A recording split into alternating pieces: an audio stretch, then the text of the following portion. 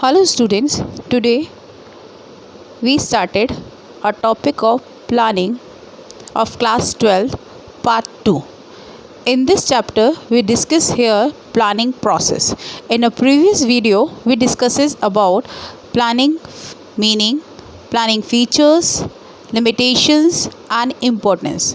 Now let us started planning process. See in a slide there are 6 types of process in a planning. First is establishment of objectives. Second, developing premises. Third, evaluating and selection of alternatives. Fourth, formulating derivatives plan. Fifth, securing cooperation and participation. And after that, review and follow up. These are 6 points of planning process. First step is setting objective.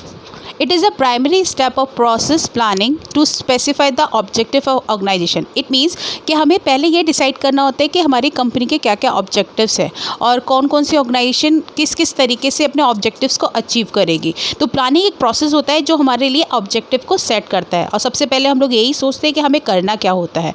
तो objectives हमेशा and results में पता चलते हैं, लेकिन हम इसे starting में ही सोच लेते हैं. ऑब्जेक्टिव हमारे स्पेसिफिक भी होते हैं और मेजरेबल भी होते हैं, क्योंकि हमें जो टारगेट सेट किया, जैसे मेरे को 5000 यूनिट्स बनानी है तो मैंने टारगेट सेट करके रखा है कि 5000 यूनिट्स आपको बनानी है और इसके लिए हम काम करते हैं. तो यहाँ पे जनरली जो ऑब्जेक्टिव्स होते हैं वो मेजरेबल होते हैं और ये ऑर्गेनाइजेशन के सारे डिपार्टमेंट्स के लिए सेटअप किया जाता है और ये हम एक फ्रेमवर्क में बांध देते हैं ऑर्गेनाइजेशनल ऑब्जेक्टिव में. एग्जाम्पल है, a mobile phone company set the objective to sell 2 lakh units next year. So it increases the double current sales. तो ये क्या हुआ, उसने एक टारगेट सेट करके रखा है कि मुझे कम से कम 2 लाख यूनिट्स को सेल करना है नेक्स्ट ईयर तक. तो इस तरीके से क्या होगा, आज के तारीख में करंट सेल्स क्या हो जाएगी, बढ़ जाएगी, क्योंकि हम इस ऑब्जेक्टिव के लिए और अच्छे से काम करेंगे, क्योंकि 2 लाख यूनिट्स हमें सेल ही करनी है और सारे लोग इसी एक डायरेक्शन में जाएंगे और चीज़ को कोशिश करेंगे कि इतना टारगेट हम अचीव कर पाएँ. तो ये पहले से आपको सेटअप करके रखना पड़ता है कि ऑर्गेनाइजेशन को इतने तो बेचने ही बेचने हैं. नेक्स्ट सेकेंड पे जाते हैं.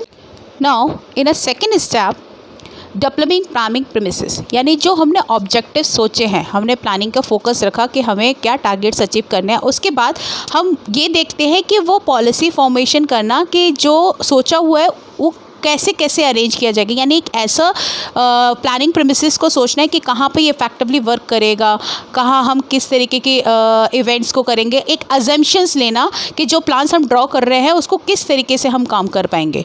तो एक अज्यूम करते हैं कंडीशंस के इस समय पे ऐसा किया जाएगा कि अजम्पशन बेसिस पे रहता है, वो प्लानिंग प्रीमिसेस कहलाता है. एग्जाम्पल, जैसे कि mobile phone company has set the objective of 2 lakh unit sale on the basis of forecast done on the premises of favourable government policy towards digitalisation of transaction. हमने सोचा हुआ है कि 2 लाख यूनिट्स को हम सेल करेंगे, जो हमने आगे की प्रीमिसेस सोच रखी है कि सब कुछ फेवरेबल चला तो हम 2 लाख का कर लेंगे. तो हमने ये अज्यूम करके रखा था ना कि हम 2 लाख यूनिट्स को सेल कर पाएंगे. तो एक अजम्पशन के बेसिस पे हम प्लानिंग को डेवलप करना पड़ता है. ये सेकेंड स्टेप है. इसके बाद third. Now in a third step, identify alternative course of action. हमने ऑब्जेक्टिव सेट कर लिया, अजम्पशंस भी मेड कर लिया. नेक्स्ट स्टेप में आपको क्या करना है, इसमें ये देखना है कौन कौन से वेज हैं जिससे हम अपने ऑब्जेक्टिव को अचीव कर लेते हैं. बहुत सारे कोर्सेज ऑफ एक्शन है, इसमें से हमें आइडेंटिफाई करना है कि बेस्ट हमारे लिए कौन सा है. Mobile company has many alternative like reducing price, increasing advertising and promotion after sale extra. तो ये सारे इसके क्या है, ऑल्टरनेटिव, यानी जरिए है जिससे अपनी सेल को वो इंक्रीज़ कर सकता है. तो यहाँ पे एक आइडेंटिफाई करना है वो ऑल्टरनेट कोर्स ऑफ एक्शन जिससे आप अपनी सेल को और इंक्रीज कर पाओ. Now in a fourth step, to evaluate the alternative course of action. Actually इतने सारे स्टेप्स हमने निकाल लिए हैं, इतने सारे हमने कोर्स को चूज़ कर लिया. इसमें से हम बेस्ट ऑल्टरनेटिव को फाइंड आउट करेंगे जो हमारे प्रीमिसेस के लिए बेटर होगा और बहुत ईजिली हम अचीव कर पाएंगे टारगेट. तो यहाँ पे जिसमें ऐसा एक ऑल्टरनेटिव निकालना जिसमें कम से कम कॉस्ट लगे, रिस्क कम हो, हाई रिटर्न मिले. तो ऐसी सिचुएशन को ध्यान में रखते हुए हमें एक बेस्ट मेथड को निकाल के उसको इवैल्यूएट करना है, प्रॉन्स एंड कॉन्स. जैसे कि मोबाइल कंपनी ने इवैल्यूएट किया, बेस्ट ऑल्टरनेटिव निकाला और उसके अच्छी चीज़ और बुरी चीज़ को आइडेंटिफाई किया इसमें. Next fifth. Now in a fifth, to selecting best alternative. हमने सबके ऑल्टरनेटिव्स के प्रॉन्स एंड कॉन्स निकाले. अब इसमें से बेस्ट सुटेबल ऑल्टरनेटिव को जज करना है जो हमारे पूरे टारगेट को बहुत अच्छे से अचीव करने में हेल्प करे. Mobile company selects more TV advertisement and online marketing with a great after sale service. Mobile company ने इसमें से सिलेक्ट किया कि जो हम टीवी पे एडवर्टाइजमेंट करेंगे या ऑनलाइन मार्केटिंग करेंगे, इससे हमारी सेल्स ज़्यादा से अच्छी चलेगी। तो हमने एक बेस्ट वे निकाली अपनी सेल्स को इंक्रीज़ करने के लिए। And the last 6, now in a 6th point, in this step all functions come into the picture. जितना हमने चीज़ें की है सारी आपके इसमें आ जाती हैं। इसमें हम जितने भी डूइंग व्हाट इज़ रिक्वायर्ड, हमें क्या करना है, वो सब इस स्टेप में कंसर्न हो जाता है। Manager communicate the plan to the employees clearly to convert the plans into action. यहाँ पे मैनेजर पूरे प्लान्स को बताता है एम्प्लॉयज़ को और फिर उसको बोलता है इन प्लान पे काम करके आपको कंप्लीट वर्क करके वर्क देना है। इसमें हम रिसोर्सेज एलोकेट कर देते हैं, लेबर को ऑर्गेनाइज करते हैं, मशीनरी वगैरह सब कुछ परचेज कर ली जाती है। तो यहाँ एग्जाम्पल है, mobile company has hired salesmen on a large scale, creates TV advertisement and starts online marketing activities, setup, service, workshop. तो इस तरीके से ये सारे स्टेप्स हमारे ऑलमोस्ट यहाँ कंप्लीट हो जाते हैं। बट इसके बाद हम फॉलोअप भी लेते हैं। जो लास्ट स्टेप रहेगा इसका फॉलोअप, क्योंकि फॉलोअप में क्या पता चल जाएगा जो हमने वर्क किया है वो कैसा किया है। तो लास्ट स्टेप इसका रहेगा प्लानिंग का, फॉलोअप का। नेक्स्ट पढ़ते हैं। In this point, monitoring the plan constantly and taking feedback at a regular interval is called follow-up. यानी हमने जितना सोचा और हमने एम्प्लॉयज़ को बता दिया वो किस तरीके से काम कर रहे हैं, यहाँ पे उनको रेगुलर फॉलोअप किया जाता है। उनके प्लान्स को मॉनिटरिंग की जाती है कि किस तरीके से वो चीज़ों को वर्क कर पा रहे हैं। रेगुलर चेक करना है, कंपैरिजन करना है और उनके जो स्टैंडर्ड्स बनाए हुए हैं उस पर काम हो रहा है कि नहीं हो रहा है, ये सारी चीज़ें यहाँ देखी जाती है। तो example, a proper feedback mechanism was developed by the mobile phone company throughout its branches so that the actual customer response, revenue collection, employees response could be known.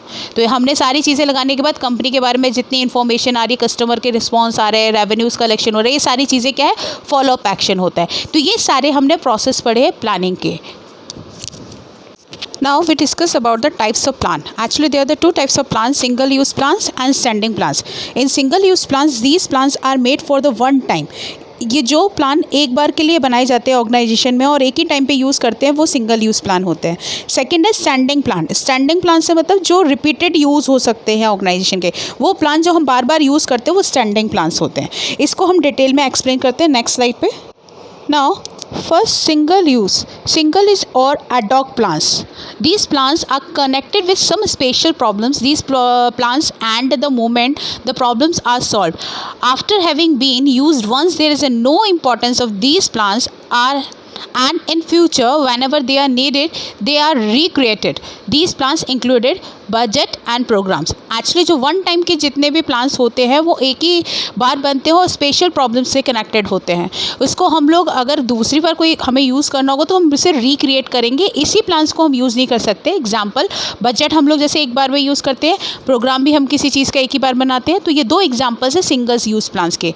Second है स्टैंडिंग यानी repeatedly use plan, जिसको हम बार बार use कर सकते हैं अपनी form में। इसके नाम से ही पता चल रहा है कि एक बार बन जाता है, इसको कंटिन्यूस मैनर में हम यूज़ कर सकते हैं। जैसे कि ऑब्जेक्टिव्स हम लोग हर बार बनाने की ज़रूरत नहीं है, हमने एक बार बना दिया चल जाएगा।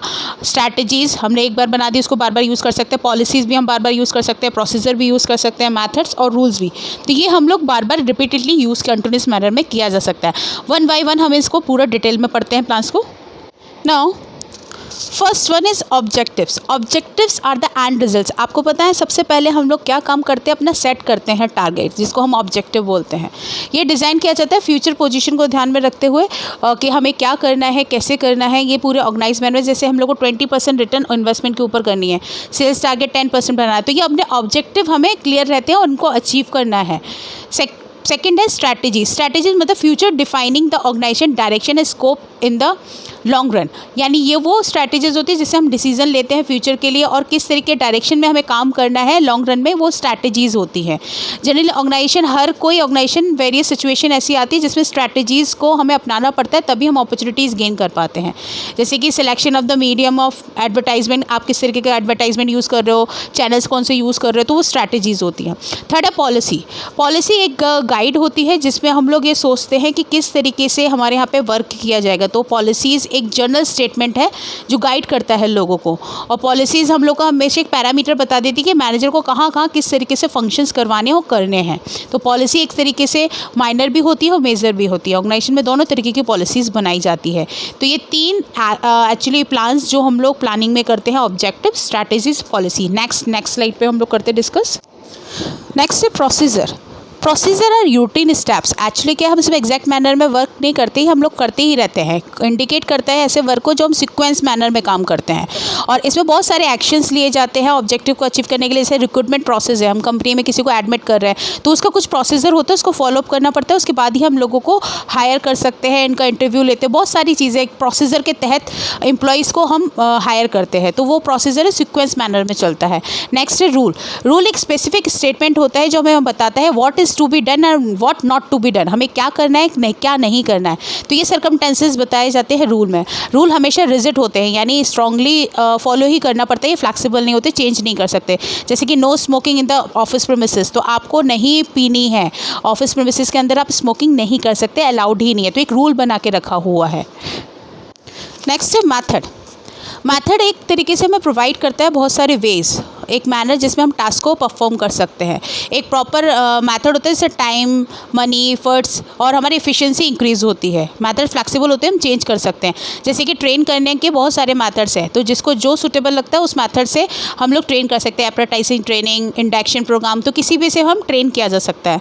नेक्स्ट है प्रोग्राम। प्रोग्राम एक डिटेल लिस्ट होती है प्रोजेक्ट की, जो प्रोजेक्ट के बारे में पूरा प्रोग्राम होता है, जैसे पॉलिसीज़ होती है, प्रोसीजर होते हैं, रूल्स होते हैं, टास्क होते हैं, फिजिकल होता है, ह्यूमन रिसोर्सेज होते हैं। ये सबको इम्प्लीमेंट करना है कैसे, वो प्रोग्राम में बताया जाता है। तो एक डिटेल इन्वेस्टिगेशन बोल सकते हो, एक डिटेल स्टेटमेंट बोल सकते हो हम प्रोग्राम को।